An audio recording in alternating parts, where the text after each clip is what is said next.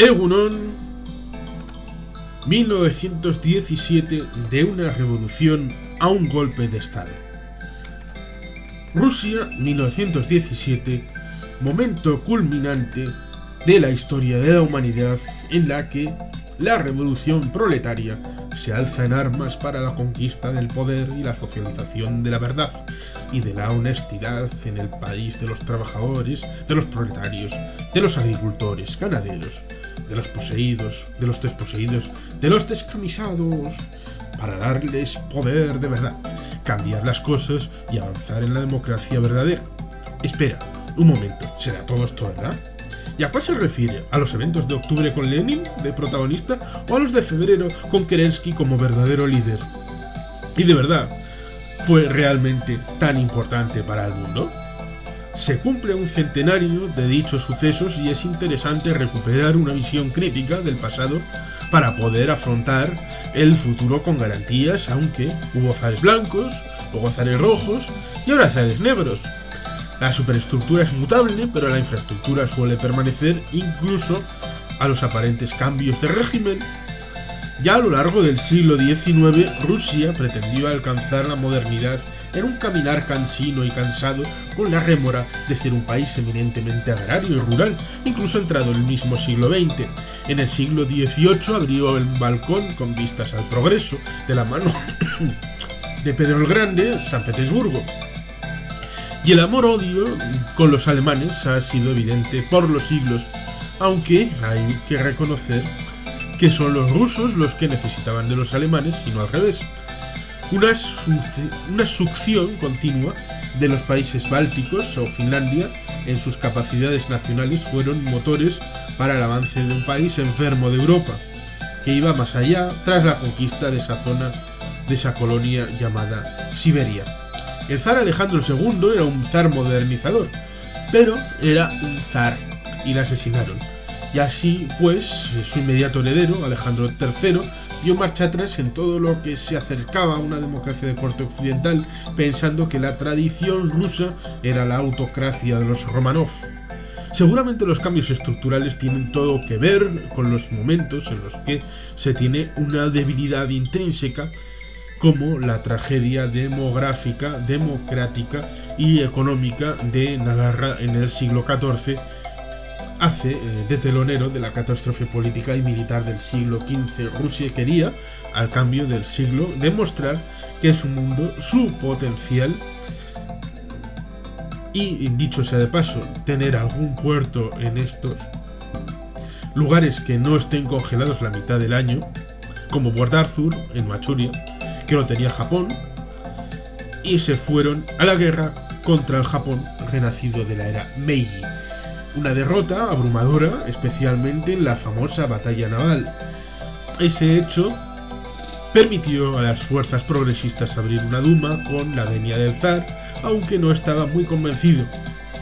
Creía que avanzar en un modelo como el de su primo Jorge V era debilitar el Estado ruso, siguiendo las enseñanzas de su padre, el Nicolás II, por lo general pusilánime e incapaz de tomar decisiones por sí mismo, como cuando Luis XVI dio órdenes contradictorias a su guardia suiza y aquello fue el final de todo. Una revolución es cuando las estructuras de poder cambian, cuando hay un nuevo orden dentro del Estado, cuando unas instituciones son sustituidas por otros y casi nada se parece a lo anterior. Como se ha visto, esa resistencia a cualquier cambio, como si fueran concesiones a no se sabe bien qué, como si fueran gestos de debilidad, resulta curioso, incluso ofensivo, pensar que si Francia y Reino Unido hubieran entrado a favor de los confederados, cosa firmada, si hubiera sido una victoria la de Gettysburg, Rusia hubiera sido aliada de la Unión. Cuando un Estado debe entender que actualizarse a los tiempos es la mejor garantía de pervivencia. Cuando en febrero de 1917 cae el zar y un gobierno sin ataduras llega al poder, se da en un momento especialmente agudo, como que el invierno pasado de 1916 ha sido especialmente duro y la agroganadería no era capaz de sustentar a la población y a las tropas, porque ese año era el cuarto año de lo que hoy conocemos como Primera Guerra Mundial. Rusia empezó la Primera Guerra Mundial Sí, porque para movilizar sus tropas se tarda un mes y decretar la movilización general fue lo que selló la guerra. Ya antes, en tiempos de la guerra con Japón, cuando se celebraron una serie de guerras menores en los Balcanes, había sido un tanto un freno para Serbia, que quería y aspiraba a una gran Serbia, una Yugoslavia, que es la unión de los eslavos del sur, tomando por mandos no solo Macedonia, sino también Bosnia, Croacia, Eslovenia, entonces en manos del emperador de Austria-Hungría. Con la muerte del archiduque no solo se abría la caja de Pandora para los truenos, sino se cerraba la puerta a un cambio significativo en el imperio católico más importante del momento, como hubiera sido construir una tercera pata eslava en pie de igualdad con las otras dos, que era el mayor proyecto de reestructuración que tenía ese heredero. Seguramente el hecho fue casual, y otro hubiera sido la chispa, pero fue Rusia la que, al defender a Serbia con mayor ahínco que en el pasado, hizo inevitable una guerra que, por otra parte, todos querían, y nadie supo calibrar. No había frenos, ni diplomáticos, ni militares. El sistema de Viena y los equilibrios de Metternich y Bismarck eran ya cosa del pasado. Rusia, en esos años 1914, 15, 16, fue un combatiente decente, y no iba perdiendo la guerra, a pesar de los reveses y de las discrepancias en el mando. Suele aducirse este hecho militar como elemento decisivo en la caída de Rusia en 1917, y seguramente sea injusto decirlo, aunque no será ni la primera ni la última en que la excusa de estar o no estar preparados para el combate se va a usar en la patria rusa. No, el asunto es político. Como se ha dicho, la desgana y la desidia de una democracia de corte liberal europeo como algo antagónico al ser nacional ruso, tal y como se pudo ver en 1913 en el tercer centenario de la dinastía Romanov, todo de cartón piedra, muy artificial para la foto y el momento, pero el sistema y el país iban en vías divergentes.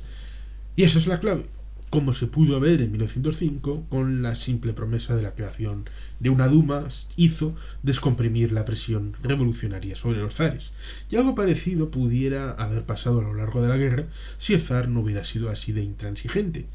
Es así que se encontró sin apoyos como Alfonso XIII en el 13 de abril de 1931, quedándole la única vía de la abdicación.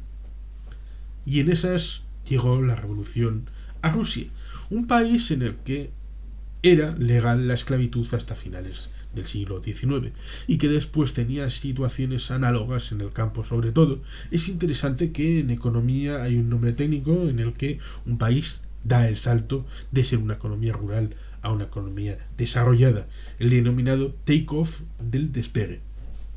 El de Rusia se da precisamente en ese año 1917 clave.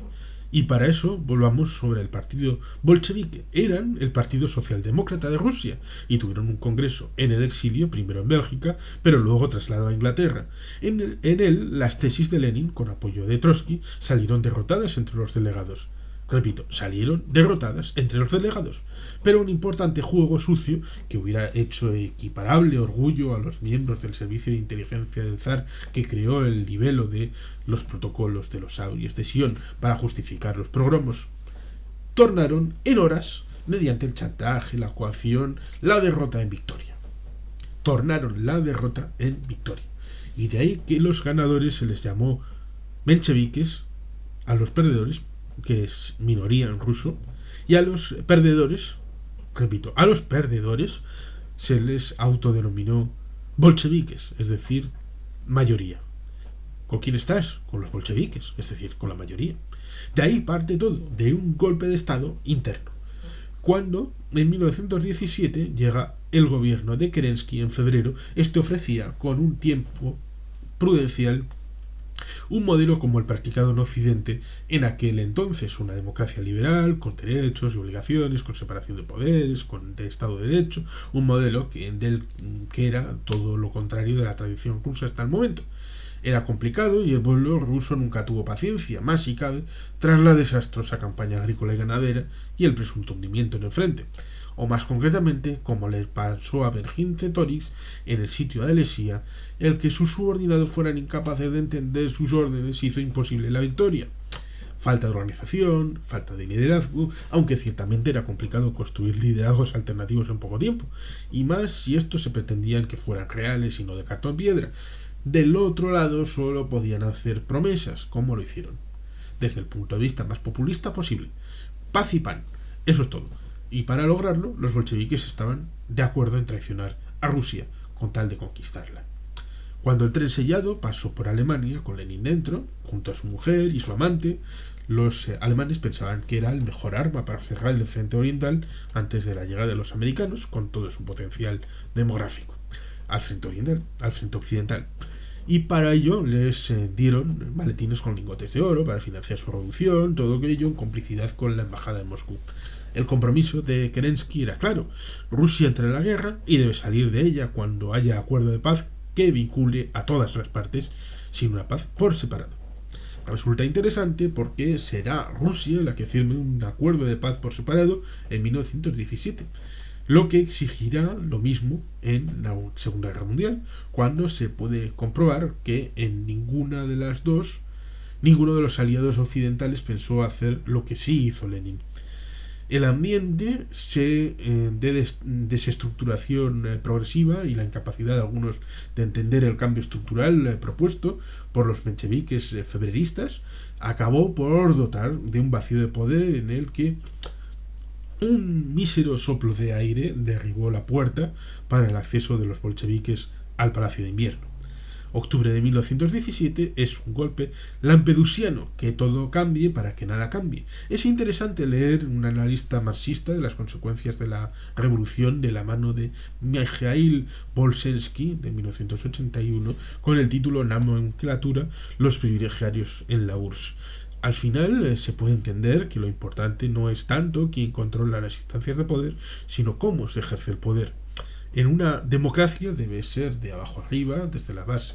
Lo contrario es el mecanismo jacobino centralista en el que, sobre la base de un mapa, este es el país y de ahí se desgrana una sola nación, un solo poder, una sola ley, una sola administración, una sola lengua. Y ese sistema, producto de la Revolución Francesa, fue el que asume el golpe de octubre de Lenin, aprovechando las estructuras existentes para imponer su forma de ver la vida. Así es como un determinado momento, dada la existencia paralela de la Duma por un lado y del Soviet Supremo de San Petersburgo por el otro, aun siendo mayoría los no bolcheviques, se retiraron en protesta. Y ese fue el momento para el golpe de mano, cuando Trotsky vio la luz y se hizo la aurora de la revolución.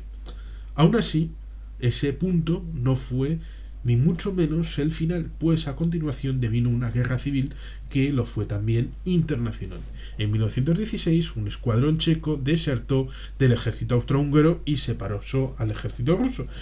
Cuando pasó el golpe de estado de octubre, se puso del lado de los blancos. La simple amenaza de estar cerca de Ekaterimburgo fue la excusa de fusilar a la familia de los zares para arrebatar a la facción blanca un posible Valentín de enganche. ¿Habían aprendido las lecciones que le daba la historia de haber sido rescatado por los blancos? Seguramente no. Ucronía es para un buen escritor que quiera rescatarla. Entre 1918 y 1920 hubo participación internacional, británica, italiana, francesa, japonesa, incluso de los derrotados alemanes en suelo ruso, y dicha guerra civil no termina hasta 1921, incluyendo el suceso de la insurrección de corte anarquista de los marineros en la base de Kronstadt, que posteriormente sería el centro neurálgico de la flota rusa.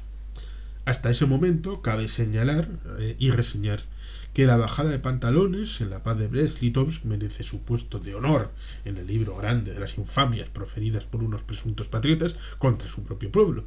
Contradicción primaria y secundaria, un clásico en el marxismo. Con la rendición a Alemania le cedían un porcentaje enorme de las tierras productivas, del potencial de desarrollo, con tal de mantener la posibilidad de la revolución, del golpe de Estado.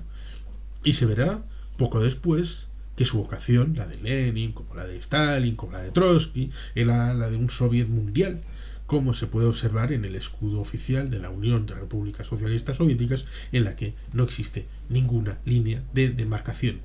Y es que poco después del final de la guerra se pudo ver la existencia breve de la República de Baviera, de la Hungría comunista de Bela Kun y el milagro del Vístula en la guerra de 1920 de Rusia con Polonia, en la que supuso un freno a las apetencias soviéticas de llegar a París y Londres para tomar el know-how europeo y sus recursos industriales y de conocimiento antes de poner las bases para crearlo sobre suelo ruso.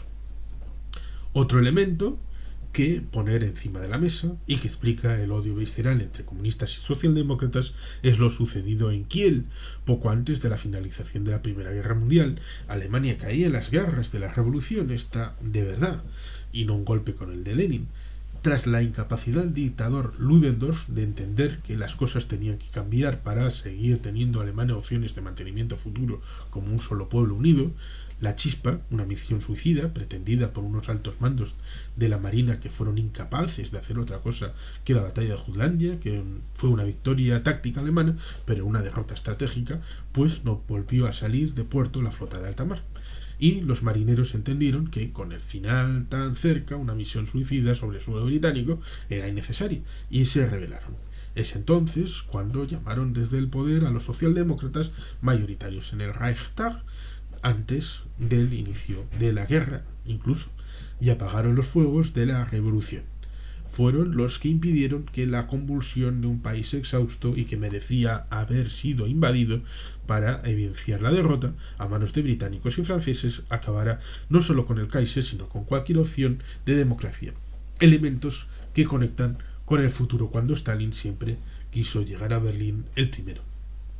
Conocer la historia es interesante e importante, no solo por el hecho de aprender de ella, sino como elemento de juzgar la época con una poliédrica en sí misma para poder poner en contexto cada cuestión y entender los momentos de atrás hacia adelante y no desde las consecuencias hacia el pasado. De esa manera es donde surgen las ucronías, los cambios no tomados, los caminos no transitados, que pueden desarrollarse en buena literatura si se dispone de los datos suficientes para calibrar la historia alternativa en elementos veraces y realistas. Muestran que los caminos tomados no eran necesariamente los únicos que se podían tomar y que siempre hay opciones de cambio y que las decisiones adoptadas no siempre unívocas pues no eran inevitables. Ciertamente el pasado no puede justificar el futuro, pero sí explicar cómo se ha llegado hasta el presente. Y como un árbol frondoso, la historia de verdad debe mostrar los caminos transitados y los no, con las opciones que hubieran podido suceder de lo mismo. Solo de esta manera entenderemos que en los aciertos y en los errores puede haber gente capaz de las mayores grandezas y de las mayores villanías para sus pueblos.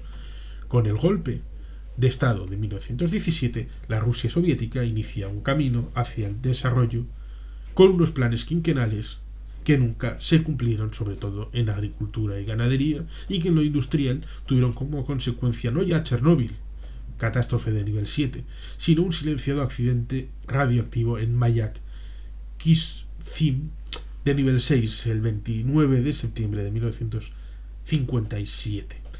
Aparte el estrés hidrográfico con la desaparición de ríos, lagos y mar interiores, sí mejoró la parte de la vida del pueblo que pudo traslucirse, pero conviene recordar que la llamada nueva política económica de Lenin de 1921 era retornar al capitalismo para el campo tras la catastrófica confiscación de tierras, granos y cosechas, desincentivando el compromiso con la tierra de los agricultores. La plusvalía, ahí está la clave. Siempre las mejoras en suelo soviético fueron menores para el pueblo que lo que el sudor de su frente había producido, siendo parte de los beneficios para la nomenclatura. El soborno y la corrupción no dejó de ser un sistema válido entre los soviets, lo cual dice mucho de que la infraestructura de los pueblos es difícil de cambiar. Por ello se suele decir, como hacía Jesucristo en la Pasión de Cristo, sobre que era más importante salvar el alma del hombre que liberar la tierra. Cambiar su mentalidad individual y colectiva para así cambiar la conducta a largo plazo. Y en ese caso soviético, en el fondo, el pueblo sigue siendo prácticamente el mismo. Es por ello que, dejando de lado aspectos anecdóticos, cosas como el golpe de octubre quedan como mojones en el tiempo, pero sin más repercusión real que el de una ola que sube y baja por la playa de arena fina con el paso de esas mareas. Juan Carlos Pérez Álvarez, 27 de diciembre de 2017. Y sin más, Es que ricasco, a Jurberobat. Betty Helper.